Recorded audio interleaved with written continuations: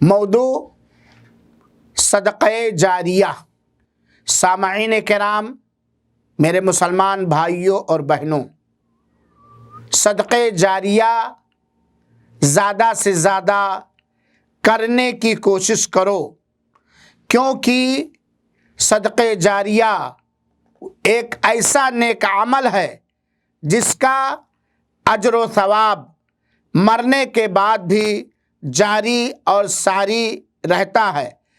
حضرت ابو ہریرہ رضی اللہ تعالی عنہ سے روایت ہے کہ اللہ کے رسول اکرم صلی اللہ علیہ وآلہ وسلم نے فرمایا، مومن کا وہ عمل یا وہ نیکیاں جو اسے موت کے بعد بھی ملتی رہیں گی، وہ علم ہے وہ دینی علم، شرعی علم ہے جو اس نے سکھایا یا پھیلایا۔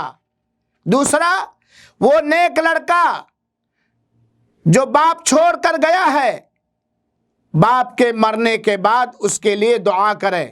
تیسرا، وہ مصحف، وہ قرآن جو کسی کو دے دیا، کوئی مسجد بنا دیا یا مسافر خانہ بنا دیا یا نہریں کھدوا دیا یا کوئی صدقہ جاریہ اپنے حلال مال سے اپنی صحت کے ساتھ اور زندگی میں کر دیا، تو اس کا اجر و ثواب مرنے کے بعد بھی جاری رہے گا۔ یہ صحیح ترغیب کی حدیث نمبر 74 حدیث ہے۔